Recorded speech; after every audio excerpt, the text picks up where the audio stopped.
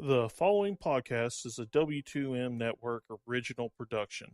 Visit W2Mnet.com for all of our other great podcasts, plus news, reviews, articles, and opinions from the worlds of wrestling, video games, football, and entertainment.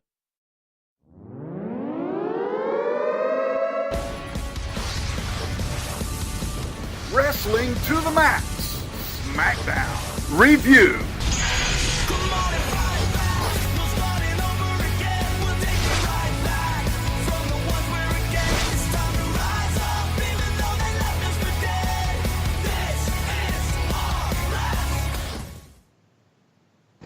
And we are live to tape here on the W2M airwaves. This is your SmackDown Live review. My name is Harry Broadhurst. And once again, joining me, my new co-hostess with the mostest, Liz Pugliese. Good evening, Liz. Good evening, Harry. I actually put a little sound chart in front of myself so I would make sure I didn't screw up the pronunciation of your last name. It's fine. Well, I saw the meme I got tagged in on Facebook after the show last week. I didn't want any repeat performances. And we are indeed a presentation of the W2M Network, available online at W2Mnet.com, where you can find all of your review shows here. Myself and Liz doing SmackDown in 205, myself and Gary doing Raw last night, Paul and Gary doing NXT, your regular Wrestling to the Max episodes, as well as content on everything else in the world of sports and entertainment, such as soccer, football, wrestling, video games, and so much more. That is over at W2Mnet.com. In addition, we are also being brought to you over on 411mania.com, so thanks to Larry and Ashish for making that happen. All right, Liz, so we're coming off of the terms of the Hell in a Cell pay-per-view, so it looks like we've got some stuff to discuss tonight. You ready? I'm ready. All right. We open up with tag team division, playa. Well, it gets there. But anyways, we start with the Usos calling out the New Day, and a sign of respect being shown between the two teams. Is it just me, or did you get kind of a Hardy's, Edge, and Christian vibe from that after the Terry Invitational Tournament ladder match? I was actually wondering what it reminded me of, and now you just told me. Yeah, no, I did. I was wondering what it signals for them. I have a feeling that we're going to be seeing some type of team up between the two groups sooner rather than later. Well, it seems like they're kind of positioning the Usos to turn somewhat facious again, because they seem to be kind of... Gable came off kind of as a heel when he had his spiel on the microphone, but we'll get to that in a second here. So, as mentioned, the Usos call out the New Day. Sign of respect is shown between the two teams. And then after the nice little sign of respect is being shown, it turns into your typical revolving door opening segment with 6 different tag teams being involved. The Usos and the New Day start. They are followed by the Hype Bros, who have no business being in the conversation for a tag title match after getting pinned clean on the pre-show at the Hell in a Cell pay-per-view. The team that beat them, Chad Gable, Shelton Benjamin,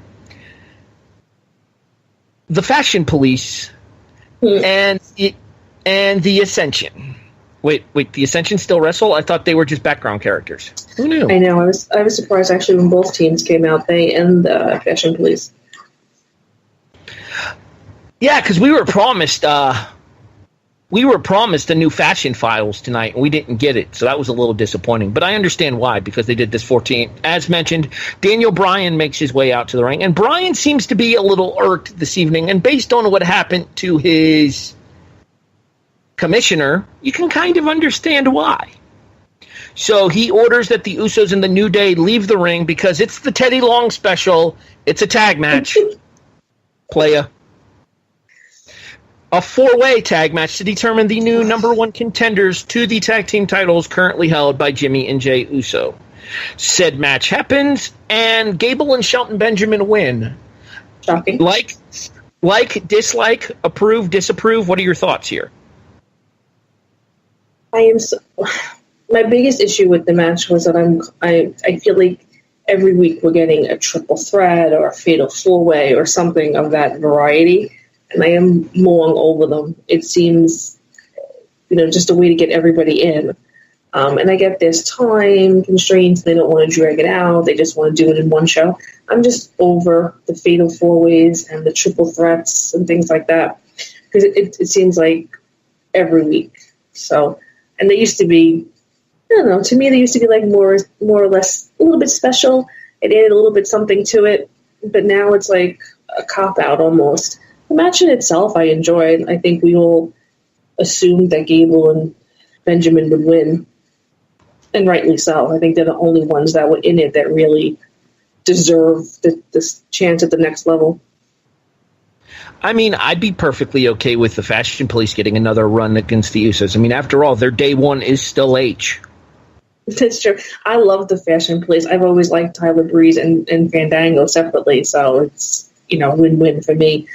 I would like to see them, have some matches and be taken a little bit more, seriously as a tag team in the ring. It goes back to Hell in a Cell for me with the Fashion Police, because they managed to make me do something that I never thought I would do in the entirety of my life. I actually felt bad for the Ascension because they just wanted to be the Fashion Police's friends. Aww. I was saddened by that for them a little bit. So I don't know. Maybe I'm just a mark and need to get over it. Anyway, so as mentioned, Gable and Benjamin do pick up the win here. A little surprised to see them immediately going to Usos versus Gable and Benjamin. I kind of figured they'd stretch that out a little bit longer before Gable and Benjamin got their tag team title opportunity. Well, for me, that goes back to what I was saying before, with the Fatal 4-Way. I would have rather to see some type of, not a long, drawn-out tournament, but at least, a couple of matches and then the winners faced each other type of thing. For me personally, that makes more sense. I can understand all the arguments why anybody would make against that, and that's fine. But, it's kind of... when was the Ascension, we don't see any of the other tag teams really wrestle that much. From what I see online, they work a lot of the house shows, they wrestle a lot of the house shows, but we don't, if you're only seeing it on TV, like most people are, you don't see it.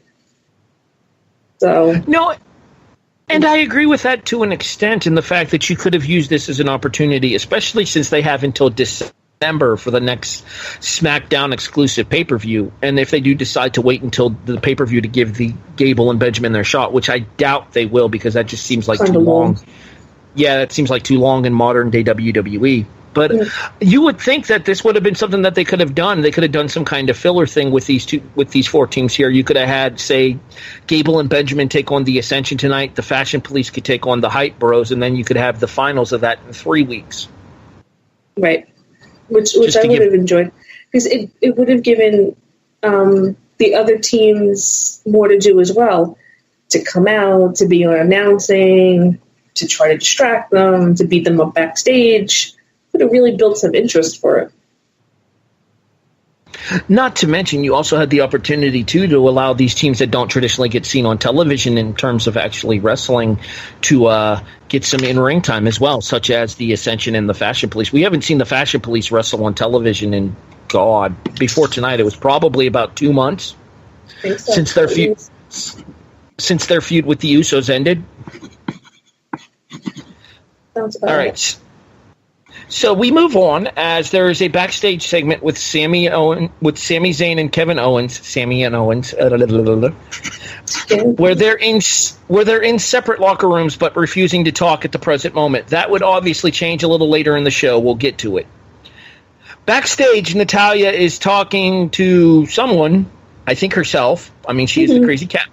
She is the crazy cat lady. When she's approached by Lana and Tamina, Lana says that the belt would look good on Tamina. Natalya disagrees, obviously. Carmella arrives and says that the belt's going to look even better on her, and she has a way to get to the title. They all start bickering, but then agree that they need to worry about taking care of Charlotte, who just magically appears out of nowhere. As always. It's almost like their ears start burning when somebody's talking about them, and they're like, I must get backstage. They're always right there, just out of the camera shot.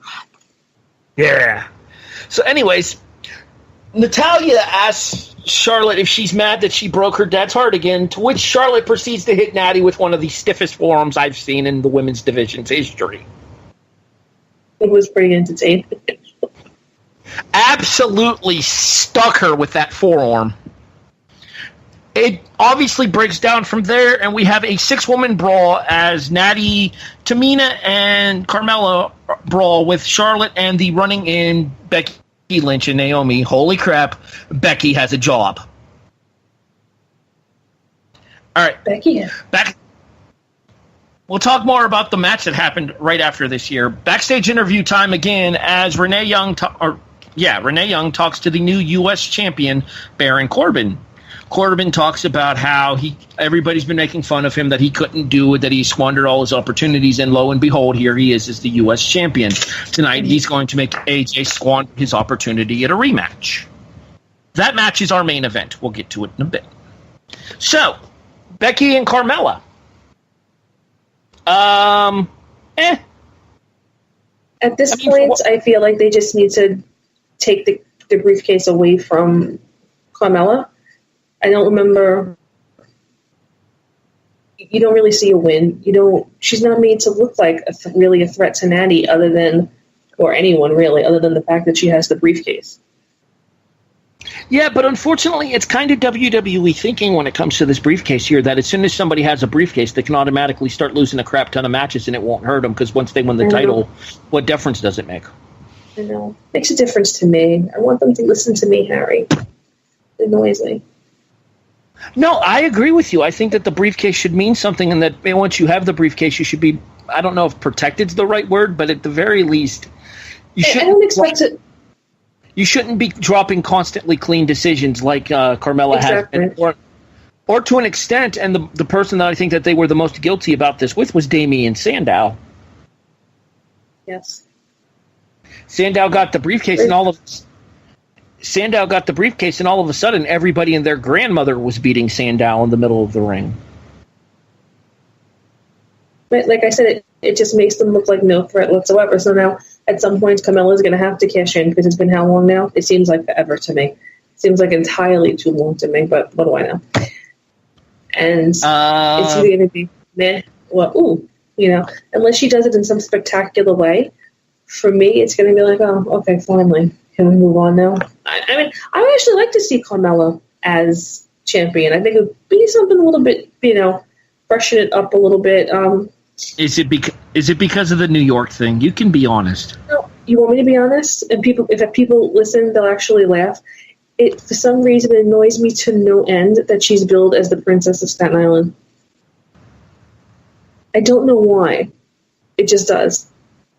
I know why it annoys you. I know why it annoys you. It's because she's Fabuloua.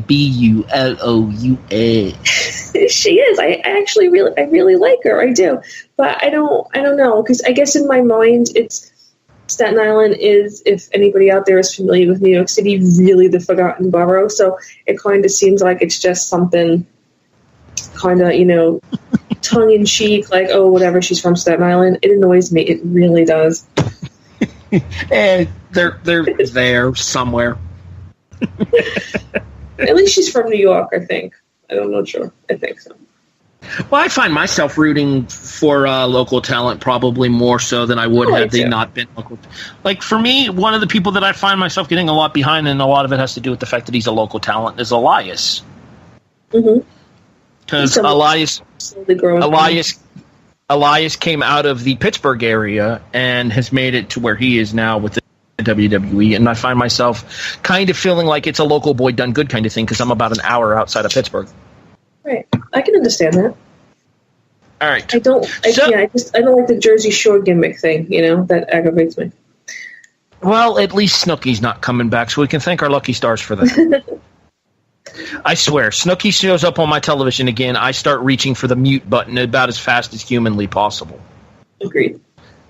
All right, so now we get the big reveal as we start the 9 o'clock hour, East Coast, of Kevin Owens and Sami Zayn here. And I have to say here, you know what? Sami Zayn has never been known for being a promo guy. This may have been the best promo that Sami has cut in the WWE, and I'm including his run in NXT with this. Kevin talks about the fact that he did what he said he was going to do by sending Shane McMahon to hell, and that he also found himself nearing the gates himself, but that he was sent back because there was work still to be done, and he was sent back with a guardian angel by the name of Sami Zayn. Sami comes out. Oh, wait, by the way, I feel the need to point this out. I said this in the chat. I'm going to say it now. Kevin's Heaven would sell as a T-shirt. Absolutely. But, so Sami comes out and does a little bit of a dance as he's starting to make his way in the ring, and Kevin Owens cracks me up even further by dancing to Sami's music in the ring. Mm.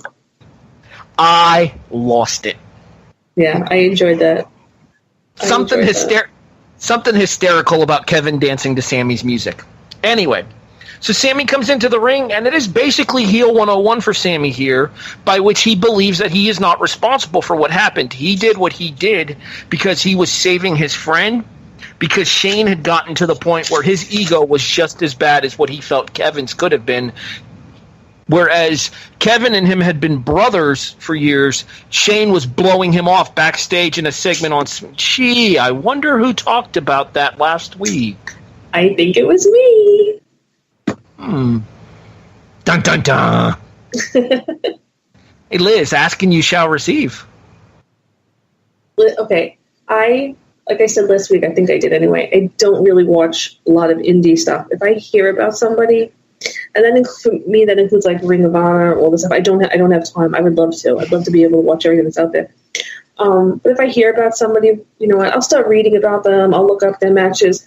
So I wasn't really familiar with Sami. I didn't really know El Generico or anything like that. But I went back and watched pretty much the majority of Kevin and Sami. I love Sami. I really, really do. So I'm completely enjoying this already. To me, this opens up so many different opportunities because now you can push Kevin and Sami up the card if you'd like to do so. If you'd like to not push them to the immediate top of the card, then you have the option to have them terrorize the tag team division as Generico runs wild once again. You have the opportunity to tell redemption stories for Sami once Kevin turns his back on Sami again, which is inevitable to happen down the road. You have the opportunity to see a side to Sami Zayn that we have never seen in his WWE run, even going back to NXT. He has never been a heel in the WWE, and he has been there for almost 4 years. I didn't know that. I didn't realize that. I like this. This is the opportunity for the new era and the new incarnation of Sami Zayn. You know, I hope it works. I see a lot, and I've seen this with a lot of people that I wasn't, so familiar with. Del Rio when he first showed up, various other people. It was, oh my gosh, they're coming to the WWE. We're so excited, it's about time. Then they get there and they're mismanaged or they don't click for some reason, and everybody hates them. You liked them 10 seconds ago, and now you hate them because you don't like this incarnation of them. But I don't know. I don't know how to explain my reaction to Sami's, gimmick or whatever you want to call it. The way he acts, because if I say it the way I want to, it's going to sound very, very bad. So I have to think about how to explain that nicely. I blame. Sorry, real quick. I blame the fact that he's Canadian. No, because it comes from being a New Yorker. His mannerisms, the way he acts, it reminds me of a certain culture, but I don't want to say it because it's going to sound racist and mean, and that's not the way I mean it. But I relate to it because I see it all around me, and it's like I get a kick out of it. I enjoy it. I love the way he what's the word? He just kind of rambles and goes on and his mannerisms. I can relate to that because I have a lot of friends that are like that. So I enjoy it, but I want to see the evil side of Sami. To me, this is an opportunity for Sami to state his claim that he should be up there on the cards, the same place that Kevin has been for the better part of the last 2 years. Right. I can understand that. I think there's a lot of fans out there that feel that way. I mean, I've seen that online a lot. So we're going to get the opportunity to see Sami get the chance to prove that he belongs here. And if this promo is any indication of what to expect going forward here, then I have nothing but high expectations here. As I said earlier, I thought Sami knocked this one out of the park. My fingers are crossed for good stuff. All right. We move on to yet another Teddy Long special. I'm gonna get that over no matter how much effort it takes. I love Teddy Long, so It's already over with you. All right, moving on. Yep. Randy Orton and Shinsuke Nakamura, a.k.a. Team Get Gender Over, take on Rusev and Aiden English. And Orton and Nakamura pick up the victory when Shinsuke pins English with Kinshasa! Your thoughts on the match? I enjoyed it. I mean, it is what it is. I didn't expect Aiden and Rusev to win. I think Rusev should have won at the pay-per-view because he needed to win more than Orton, but that's, neither here nor there at this point. I'm enjoying seeing Aiden, more, even though he keeps losing or getting beat up. I like his, I like what he has going on. I think I like his ring work. So I like seeing him, but the match was just, a match. It was, okay, we have these 4 people who have had some interaction, and let's see what we can do with it. Okay, here's a tag team match. Well, we have 3 people who have had some interaction, and Nakamura, because they apparently don't have anything else for him right now. Well, didn't Randy RKO him a few weeks ago? Yeah, Orton RKO'd Nakamura after they had a singles match to determine who was going to be the number 1 contender to Jinder Mahal at SummerSlam. Right, so they interacted. He RKO'd him out of nowhere, and now they're best buddies to tag team. Makes perfect sense.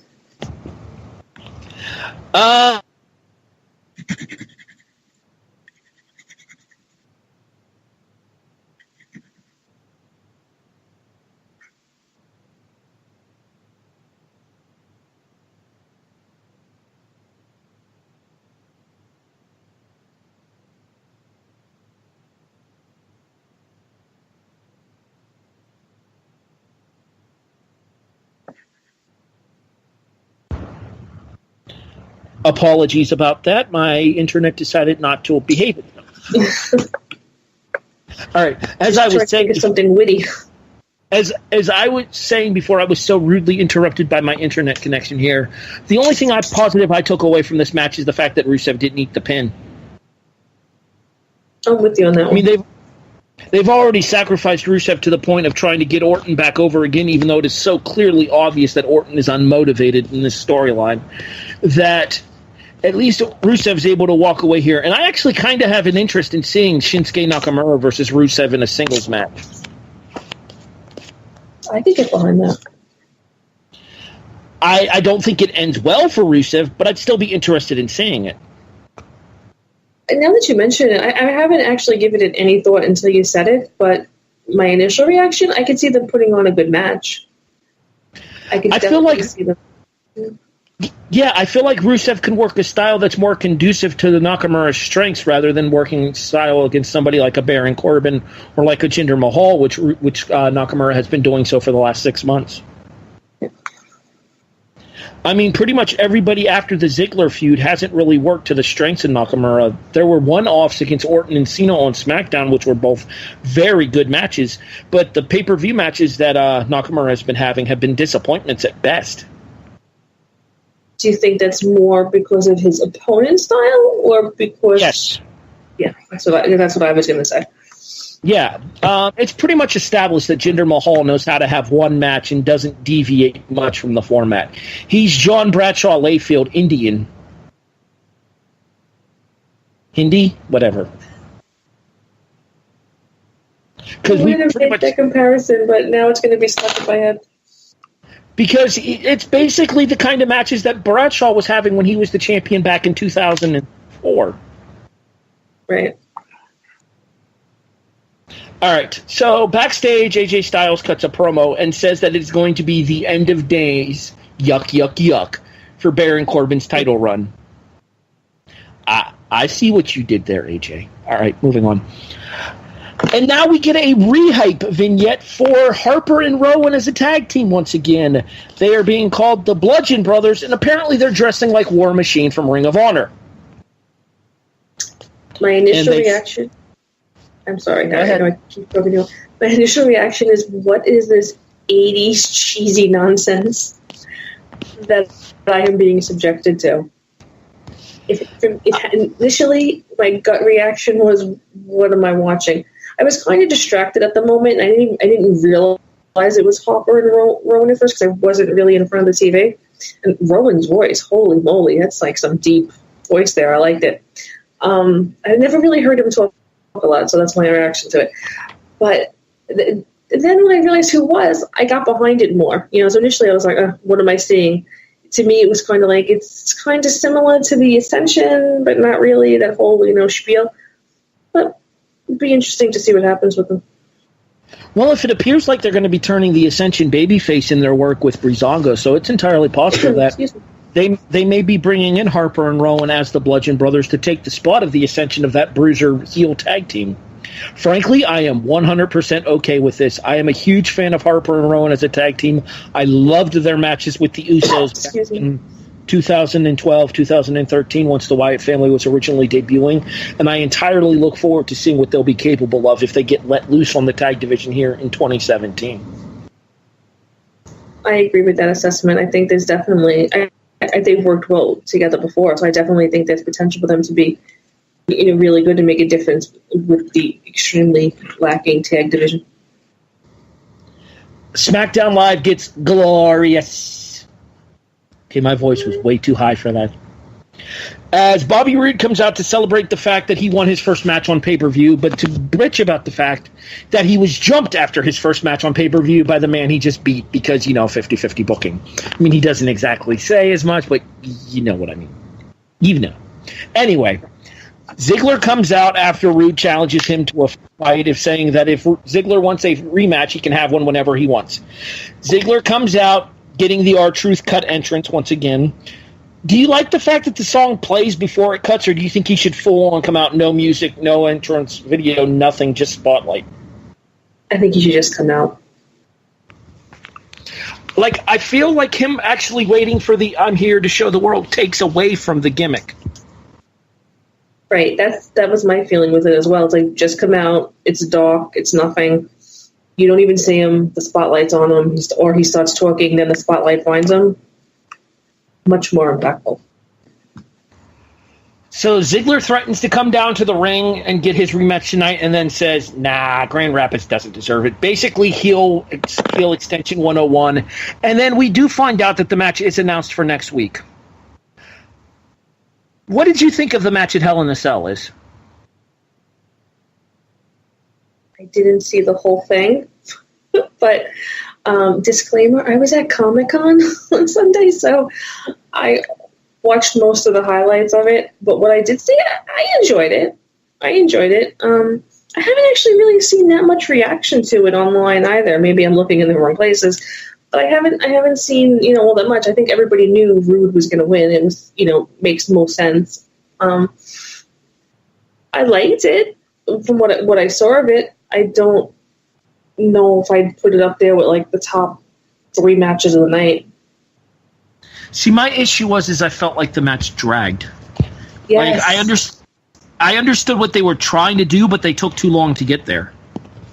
There was no reason for this match to go as long as it did. And when you think about the fact that the Hell in a Cell match ran almost 40 minutes in and of itself there, the last 2 matches on the card between entrances and exits and everything like that took almost a full hour, which I feel like was a mistake, having this match go as long as it was for the position that it had on the card. That being said, I thought the ring work was okay, but nothing spectacular, which unfortunately for a debuting superstar such as Roode is probably not the thing you want to say about his first pay-per-view match. Here's going to be an unpopular opinion. You ready? I like Roode. I liked Roode when he was in other companies as well. I liked whatever. I don't find him that entertaining on the mic at all. I feel like he's very... I'm not phoning it in. That's not the right term, but it popped into my mind. It's like, no, it's always the same tone. There's never any emotion, at least that I've seen yet. I think it's the fact that he doesn't translate as well to being a babyface as he does as a heel. I think he's a much better natural heel. Okay, I can accept that. But at the same time, the SmackDown roster is so heel heavy right now with Owens, Zayn, Ziggler, Corbin, and a whole host of others that he would have gotten lost in the shuffle as a heel, whereas they were desperate for mid-card babyfaces. I mean, look at what happened. Look at what happened to Mike Kanellis even before the issues with his drug usage with the issues with his prescription drug usage became a thing. Kanellis was doing nothing fast. That's true.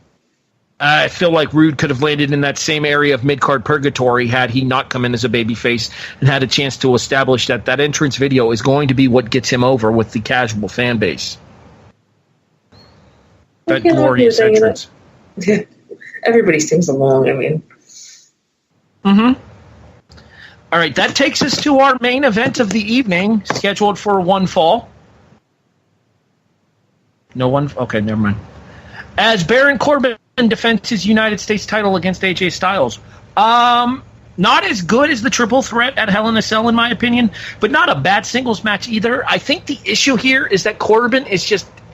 I don't know how to put this. Corbin's a little clunky at times, I feel like. The match told a good story, but I think Corbin's so clunky at times, and there is a possibility that AJ got legitimately hurt hitting the Ushigoroshi as well. I think that's my biggest thing with Corbin. Now, granted, I can barely walk a straight line. I can't pretend I can do, a fraction of a fraction of a fraction of anything that these wonderful people do.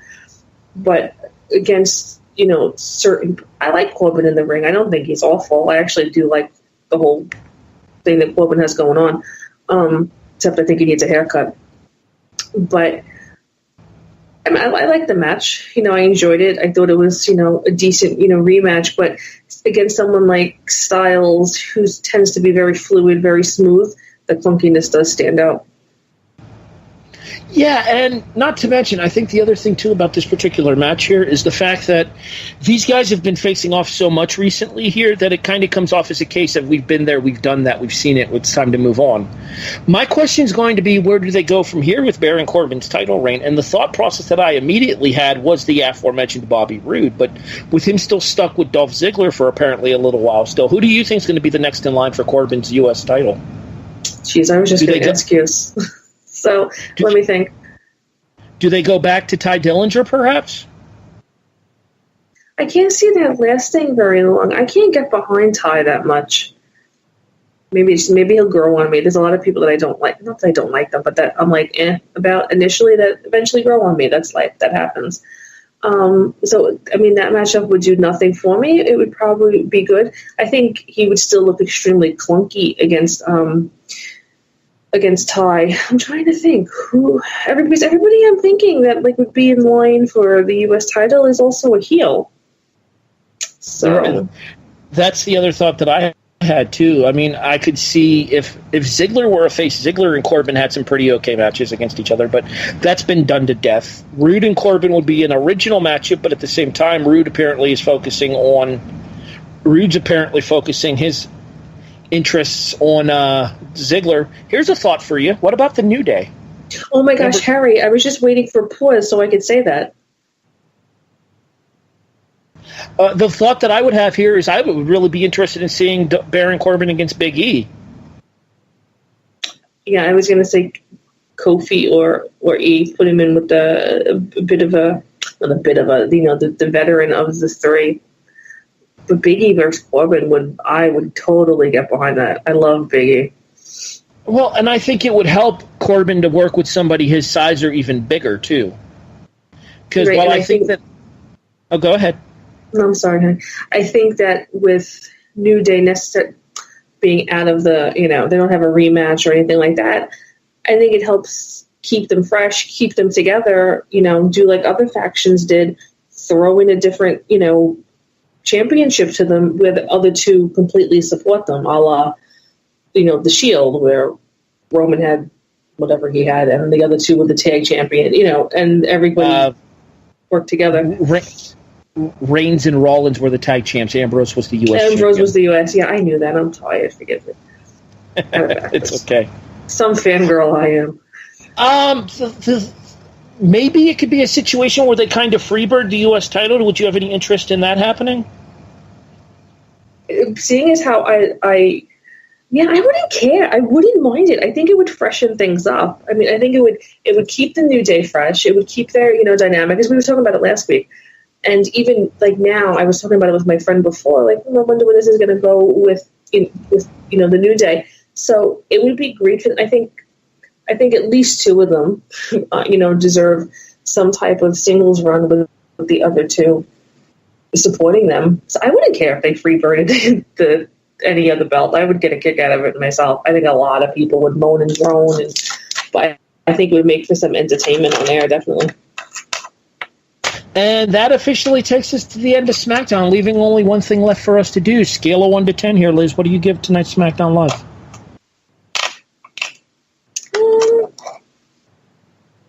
I'm going to say a 7. Okay. Why? Because, yeah. I was about to say, would you like to expand upon that? I was trying to get my thoughts together. For me, it's like, we just saw the matches on the pay-per-view.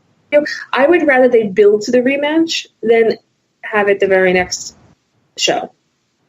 So, like, the whole women's thing felt flat for me. Oh, great as a brawl backstage. Charlotte's grown on me, so I like her. The whole Ellsworth on a chain thing does nothing, and that annoys me to no end. I'm very mad about the women. That's going to be a very unpopular opinion, but I am at the moment.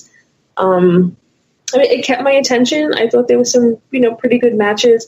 I thought I know last week I said that the Usos, for me, tend to repeat themselves. Really enjoyed them, this week. But I don't like seeing the rematches. I'm actually glad Rude and Ziggler didn't have their rematch this week. I like it to be a little spaced. So for that, I give it a 7.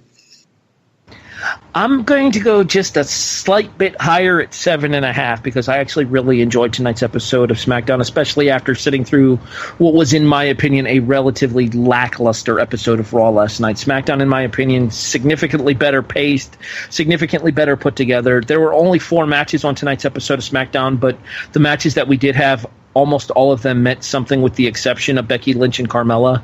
The only thing about the Becky Lynch and Carmella match was to remind you that Becky Lynch still exists. Right, I had that same thought.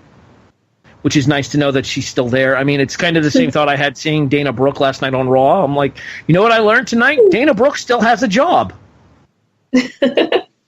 So, all in all, I think top to bottom, it was a really well-paced SmackDown here. The opening segment with the Usos and the New Day was really good until it turned into your traditional revolving door segment. But the 4-way tag match for the number 1 contendership I thought was very entertaining as well. The Sami Zayn, Kevin Owens segment was fantastic. It was perfectly done. Absolutely. And Sami is following the major role justification for being a heel. That regardless of what the heel does, he has to believe he's doing the right thing. And I think Sami genuinely feels like he did the right thing, saving his friend from what he thought was an egomaniacal boss.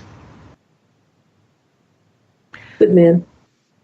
The U.S. title match I thought was entertaining, if not necessarily a little choppy in places, but I think that might have to do with AJ possibly getting hurt on the Ushigoroshi, so I'm going to cut them some slack there. And I actually like the fact that they're trying to do something with Baron Corbin, because I as you do, I find him entertaining, plus his theme song kicks butt. Yeah, I do love it. I keep listening to that little blurb you sent me. Well, I actually found the full-length one is on YouTube now. I have to send it to you later. Oh, yeah, send it to me. The full-length version of that song is on YouTube. It's called I Bring the Darkness. It's by Jim Johnston featuring Tommy Vext. Easily the best theme song in a while. Yeah, we were talking about this on the Monday Night Raw review last night, and we were mentioning the fact that this is a guy who filled in with Five Finger Death Punch earlier in the year when Ivan Moody had his issues. So this is a guy who knows what he's doing when it comes to this style of music. And if you read the lyrics that are on the page too, the song perfectly fits Corbin. I'll definitely check it out. It's a Jim Johnston special for sure. But all right, that is going to wrap it up for us here. So we want to thank you for listening to the W2M SmackDown Live review. You can find us online at W2Mnet.com. And in addition, we would also like to thank our friends over at 401 Mania for letting us post these shows there as well for you guys to check out. Liz and I will be back next Tuesday with more SmackDown Live. So for my new co-hostess with the mostest, Liz Pugliese, I'm Harry Broadhurst. Thanks for listening, everybody. We'll talk to you next week for SmackDown Live. The following podcast is a W2M Network original production. Visit W2Mnet.com for all of our other great podcasts, plus news, reviews, articles, and opinions from the worlds of wrestling, video games, football, and entertainment.